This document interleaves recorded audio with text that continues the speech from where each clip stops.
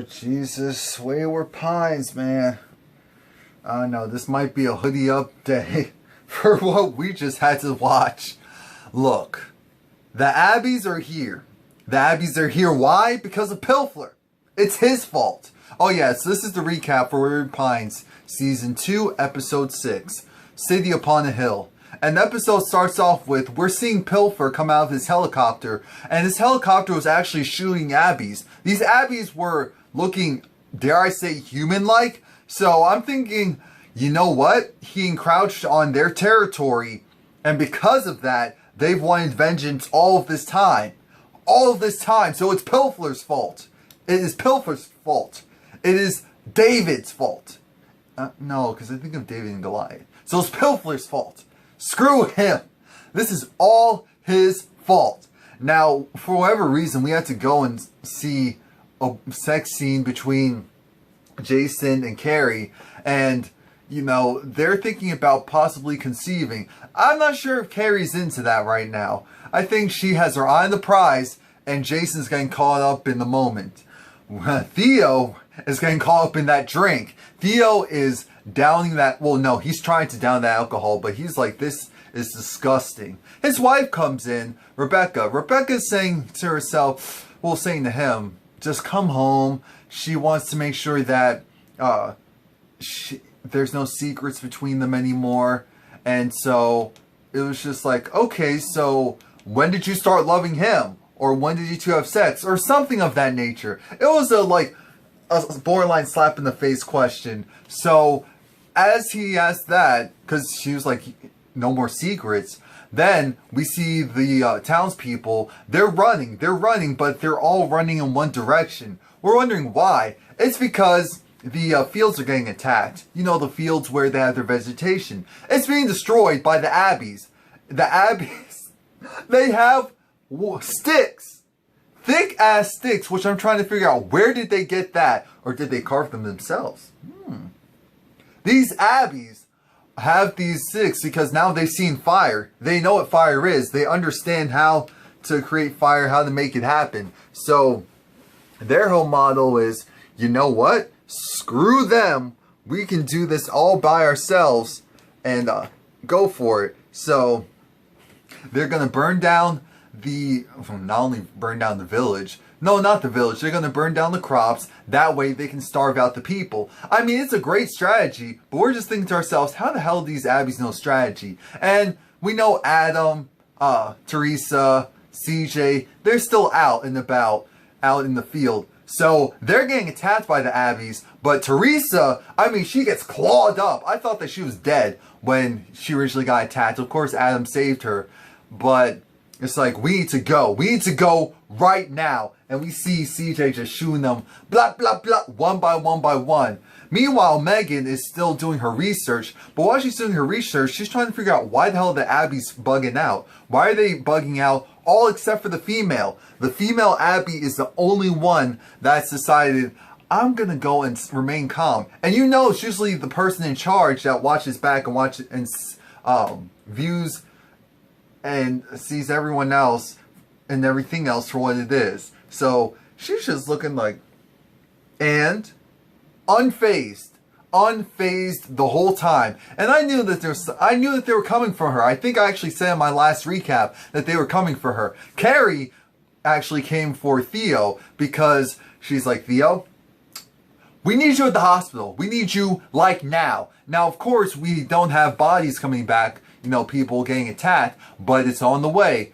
Well, speaking of bodies, Xander's talking to Rebecca, and they're having this whole lover's quarrel. Because remember, originally Xander was working with the Resistance, and Rebecca was helping them out. Rebecca, because she actually created Wayward Pines, the architecture, she knew about the mountain, she knew how to get in. She had all of that access originally. So she went and she supplied them with guns. She supplied Xander and the Resistance with the guns. And now she's just like, look, do you have any going on? What are you going to do? But he was like, you know, I'm going to go and do whatever I can. It's like, don't do anything stupid. You just got back here. It's just like, no, leave me alone type of thing. Jason goes out into the field. I'm like, okay, shout out to Jason for actually physically fighting. shout out for him for attempting to help his people. At one point, there was someone who looked just like him who I thought got killed. And I was a little happy. I was a little happy. What can you... Come on, I was a little happy. You can't tell me that Jason dying off wouldn't have made you just a smidget happy. Really? Alright. And Theo gets to the hospital and what's his name? Oscar? I think that's his technically apprentice. He's like, shut up, Oscar. His usual, shut up, Oscar. And he has to go and quiet everyone down because everyone's freaking out. They're trying to prepare, but they've never experienced anything like this. They're still kids. They still have a long ways to go. But he's telling them, look, game time is over. It's over. We have to do this right now. We have to get it right now. But you know who got it wrong? Jason. Jason got it wrong because the fields burned down. Whatever he thought he was able to do and whatever he thought he was able to accomplish, he wasn't successful in doing it. Why? Because he underestimated the Abbeys. He underestimated the Abbeys because he doesn't really know the history. And since he doesn't know the history of them, he's just seeing them as monsters, as animals. Just like Megan. But Megan is... I hate Megan. I hate Megan. Theo is back at the hospital, and I mean, bodies are coming in left and right. People with lost appendages, people cut up, you name it, and that's what was going on. It really did feel like a war scene, a scene from like battle and everyone coming back bruised and scarred.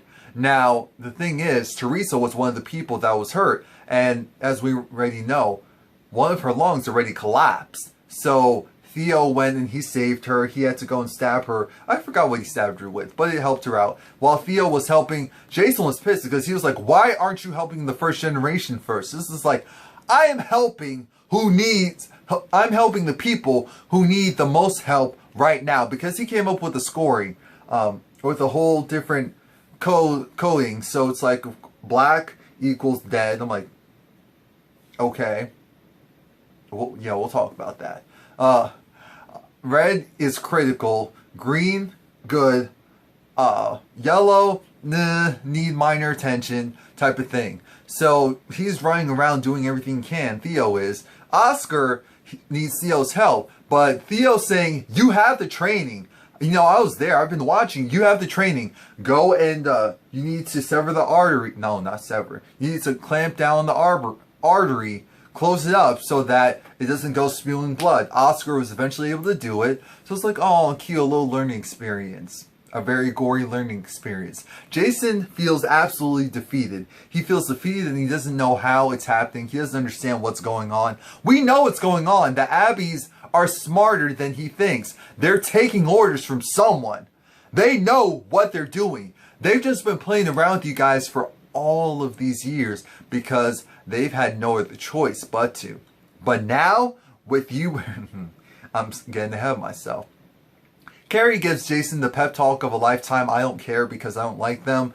But she just, again, goes and reaffirms the fact that he knows what he's doing. He has help. And whatever. Xander goes and talks with Theo. And this is such an interesting exchange because Theo is just like, oh, so... sorry, I'm going to go and talk to my wife. The one that lives with me. Is that okay? It was just like, oh, that's fine. Well, once you're done with her, send her to me. That's basically how their exchange went. And Theo, he's just mentally drained. Rebecca's in his office. And Rebecca's like, yeah, so we need to talk. Like, we need to talk right now. Like, right now. Because Theo does eventually find out about the female... Well, he knows about the female, Abby. But he doesn't know the full details yet. And Adam is over it because he's not being told the status of Teresa. And I didn't see this coming. I didn't think that she was gonna... Anyway, Marcus, the black police officer, he's talking to Jason and he's just like, we lost half of our people. We lost half of 40 men. You only have 20 trained people? 20 out of a population of... Well, they don't have 2,000 anymore. They have like 2,100 and whatever people left. So, CJ's saying, They are smarter than you think. I'm like, listen to CJ to understand the fact that these Abbeys, possibly even animals, are able to formulate plans. So I don't understand why they're downplaying the Abbeys. Like, come on now. Come on now. He's really trying to convince us that there's no way that these Abbeys could formulate a plan, could to destroy the crops, and also corner us in so that there was no way for us to stop it. I feel like Megan's on the verge of regaining her sanity. Not her humanity, that's gone, that's lost forever. But gaining her sanity and realizing that, you know, there may be something to this. Jason goes, he gives a Hitler speech, you know, talking about their sacrifices and all of that. Again, irrelevant. Do not care. Do not care. And Marcus goes and talks to Xander, and Marcus needs to make sure that Xander isn't holding any more artillery. Of course, Xander has another gun. Has a shotgun at that. But it's just like, you know, essentially he's going to be a good boy. He's not going to make trouble. He's not going to make waves. Don't worry about it. Don't worry about it. Okay? Okay? Look, this is a mess. Theo talks to, what's his name? Theo talks to Megan. He also talks to, I think Carrie was there as well. Carrie's almost always there. And Jason. And the thing is that, like I said, Megan almost seems like she's starting to see the light. And Carrie even, as well, about the Abbeys possibly, you know, being able to really think.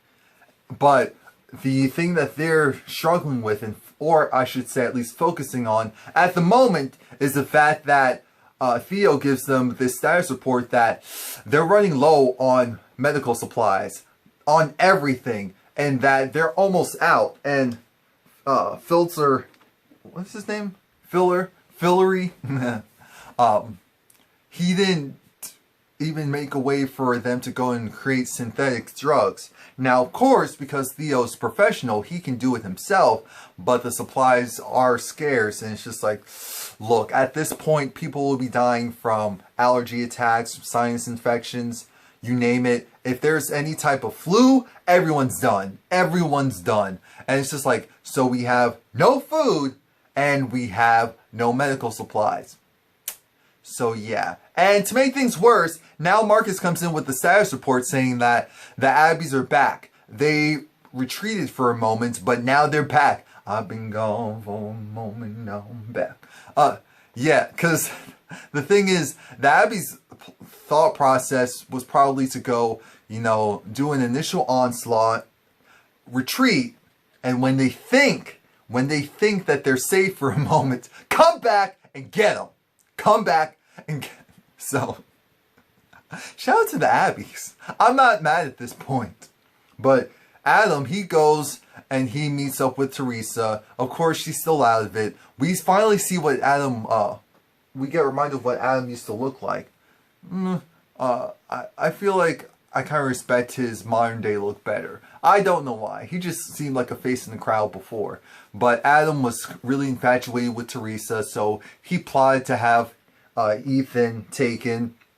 But Teresa followed him, so that's why Teresa got taken as well. And he actually tried to call it off, but it was too late. As far as even the whole process of Ethan getting taken.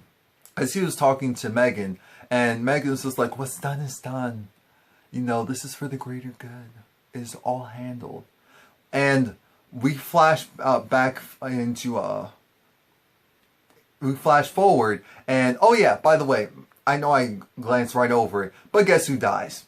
Guess who dies? Teresa. She dies in her sleep.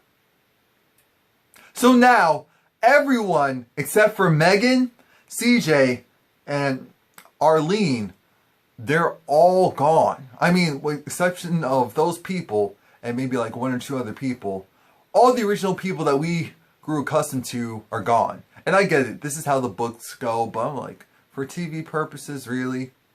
For TV purposes, really?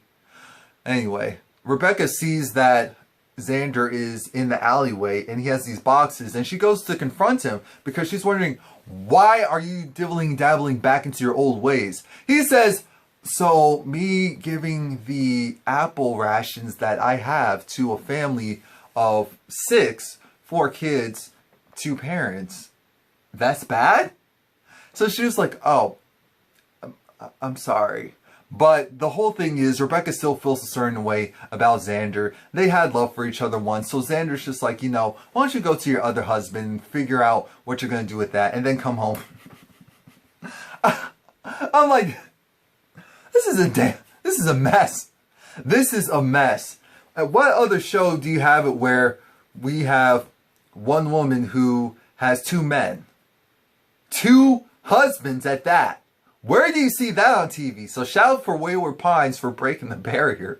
For, I don't know if I want to say women equality, but breaking the barrier in that aspect. Now, Teresa, she died in her sleep, and the last image that she saw was, of course, Ben, her husband, and that day when they celebrated Ben's birthday. So Teresa is officially gone, and I don't know how I feel about that. They made it so nonchalant, but I guess we just have to move on.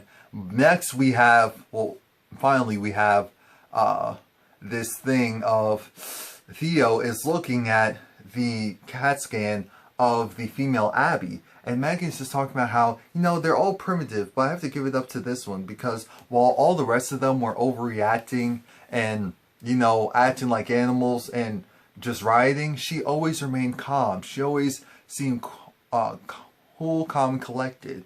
And I just never understood it. And so when they do the CAT scan, they realize the thought process or in the brain, whatever it is that controls your ability to plot and make plans and scheme and all that, the Abby, at least this female Abby, hers was double the size of a human's. So it's like, oh, Megan says something really stupid as usual. Do you think that maybe she understands what's going on? Of course she understands what's going on. She launched a surprise attack on your asses and is going for round 2. What else would you expect? Oh, I don't like Megan. Arlene tries to invite Theo into her home, not for sex, but just for, I know things with the missus, so if you need a room. Arlene is so drugged up, it's ridiculous. I hate what they did to Arlene. It's just so weird. But Theo talks with Adam, and once Theo talks about there being a female Abby, Adam's like, wait a minute, does she have a, crest or symbol in either her right or left hand? It was just like, oh crap, dude, that's the leader. That is the leader. They are coming for her. They are coming for her. And CJ hears them again because everyone hears them. They just hear these screams. They just hear these animal sounds. And even the Abbies that are currently locked up, they're all screaming because it's like, game on. Round 2. Round 2, we coming for you. Well, we're not coming for you, we're coming for her. So that's it. Please like, comment, subscribe. The show seems kind of pretty much straightforward. It's just the humans versus the Abbies, and they have to figure out some type of way to either kill the Abbies or potentially befriend one of them to make good with the rest of them. I don't know. I'm just thinking, is there really anything surprising about this show anymore? I don't know.